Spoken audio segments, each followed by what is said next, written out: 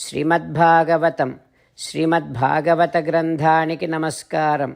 నిగమకల్పతరోర్గళితం ఫలం సుఖముఖాదమృతద్రవ సంయుతం పిబత భాగవతం రసమాలయం ముహురహో రసికా భువి భావుకాః.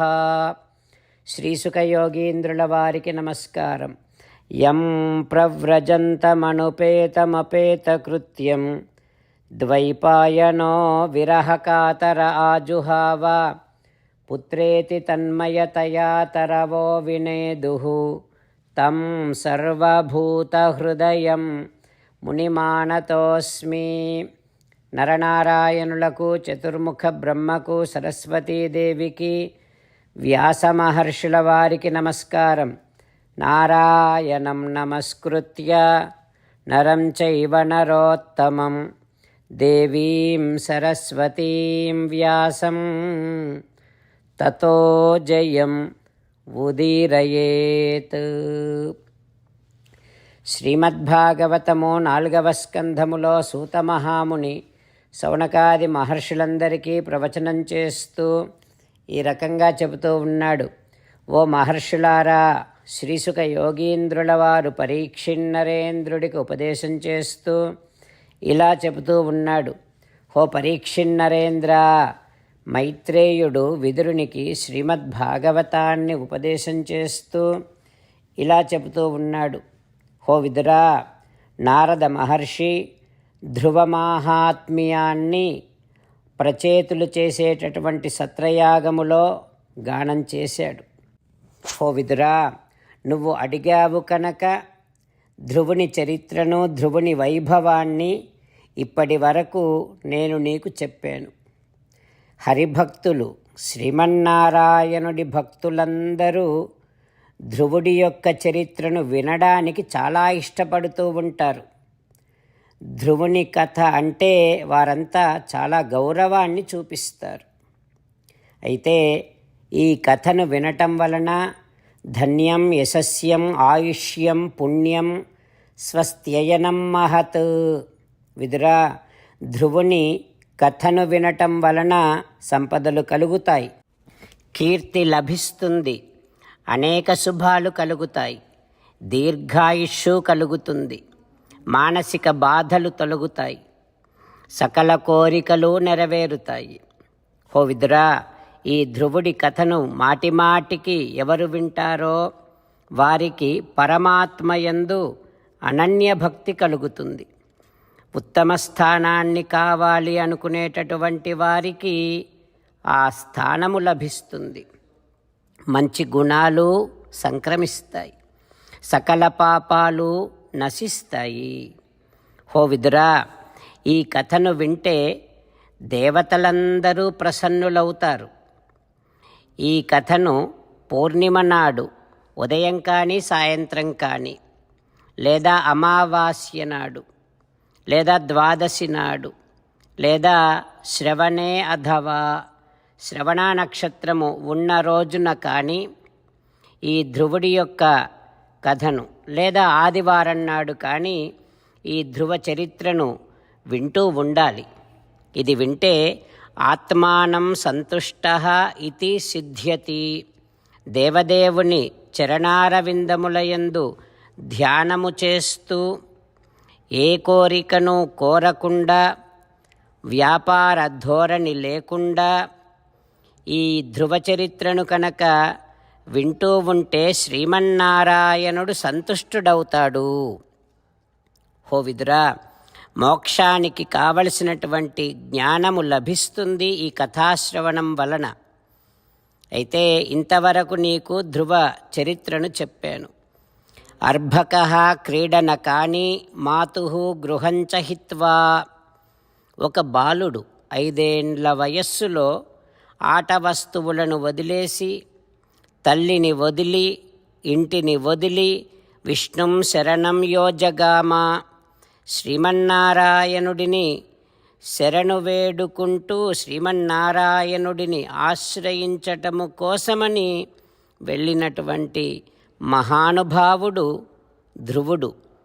అట్లాంటి ఈ చరిత్ర ధ్రువ చరిత్ర విఖ్యాత విశుద్ధ కర్మణః. ఇది విఖ్యాతమైనటువంటి చాలా గొప్ప ప్రసిద్ధమైనటువంటి కథ, పరిశుద్ధమైనటువంటి కథ అంటూ మైత్రేయుడు ధ్రువ మాహాత్మ్యాన్ని విదురునికి వినిపిస్తూ ఉన్నాడు. ఆ తర్వాత ఏం జరుగుతుందో రేపు తెలుసుకుందాం. ఓం శ్రీకృష్ణ పరబ్రహ్మణే నమః. ఓం అస్మద్గురుభ్యో నమః.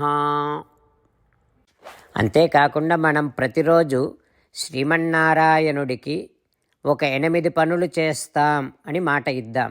ఎందుకంటే శ్రీకృష్ణ భగవానుడు 18వ అధ్యాయములో 65 నుండి 70వ శ్లోకాల ద్వారా శ్రీమద్భగవద్గీత అంతటికీ సారభూతముగా మనకు 8 పనులు చేయమని చెప్పాడు. అలా చేస్తే చాలు, నేను మిమ్మల్ని అన్ని విధాలుగా రక్షిస్తా అని ప్రమాణపూర్వకముగా ప్రతిజ్ఞ కూడా చేశాడు. అందుకని శ్రీమద్భగవద్గీతను అంతటినీ విన్న తర్వాత అర్జునుడు కూడా చివరకు కరిష్యే వచనం తవ, కృష్ణ నువ్వు చెప్పినట్టే చేస్తా అని అన్నాడు. కనుకనే భగవానుడు అర్జునుడికి అన్ని విధాల విజయాన్ని అందించాడు. మనం కూడా ప్రతిరోజు శ్రీమన్నారాయణుడికి ఆ రకంగానే మాట ఇద్దాం. 8 పనులు చేస్తాం అని మనము మాట ఇస్తే అది అష్టాక్షరీ మహామంత్ర జపము చేసినటువంటి ఫలితాన్ని మనకు ప్రతిరోజు ఇస్తుంది. ఇట్లా మాట ఇవ్వటం కంటే గొప్ప పూజ, యజ్ఞము, తపస్సు మరొక్కటి లేనే లేదు. అందుకని నేను అంటూ ఉంటాను, మీరు మనస్సులో భావిస్తూ ఉండండి. ఈ రకంగా మనము మాట ఇస్తూ ఉంటే శ్రీకృష్ణ భగవానుడి ముఖారవిందములో కలిగేటటువంటి ఆనందాన్ని మనం ప్రతిరోజు దర్శిద్దాం, ఆస్వాదిద్దాం. జై శ్రీమన్నారాయణ. హో శ్రీమన్నారాయణ, నువ్వు చెయ్యమన్నట్టే నేను నిన్నే సంతతము ధ్యానము చేస్తూ ఉంటా. హో శ్రీమన్నారాయణ, నువ్వు చెప్పినట్టే నేను నీ భక్తుడిగానే ఉంటా. హో శ్రీమన్నారాయణ, నువ్వు చెయ్యమన్నట్టే నేను నా విధులను కర్తవ్యాలను నీ సేవగా నీ తృప్తి కోసమనే సక్రమంగా నిర్వర్తిస్తూ ఉంటా.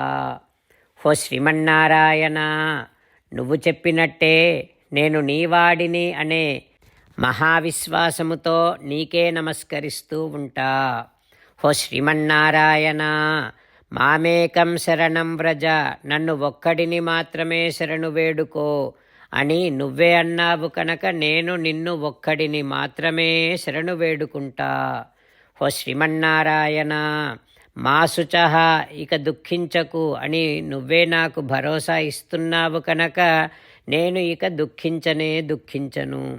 హో శ్రీమన్నారాయణ, నువ్వు చెప్పినట్టే నువ్వు నా కోసమని అనుగ్రహించినటువంటి శ్రీమద్భగవద్గీతను ప్రతిరోజు కనీసము 1 శ్లోకాన్నైనా జ్ఞాపకం చేసుకుంటూ శ్రీమద్భగవద్గీతను అనుసంధానము చేస్తూ ఉంటా.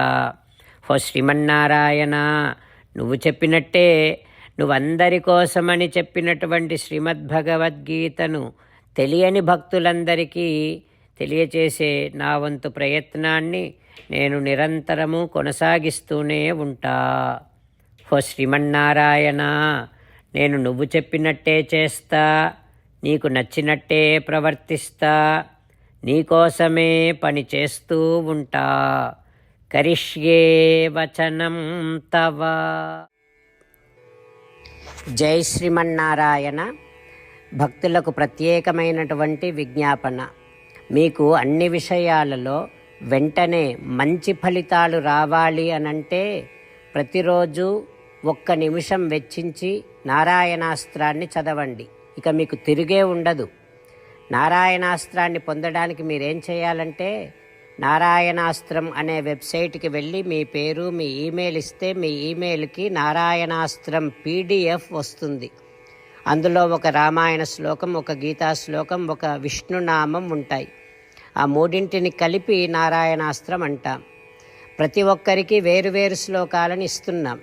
ఆ రకంగా ఎవరి శ్లోకాన్ని వారు ప్రతిరోజు తప్పనిసరిగా చదవటం వలన ప్రతిరోజు ప్రతి 24,000 భక్తులతో ఒకసారి సంపూర్ణ రామాయణ పారాయణ, 33 సార్లు శ్రీమద్ భగవద్గీత పారాయణ, 24 సార్లు శ్రీ విష్ణు సహస్రనామ స్తోత్ర పారాయణ జరుగుతుంది. ప్రతి ఒక్కరికి అంతటి విశేష ఫలితము ప్రతిరోజు లభిస్తుంది.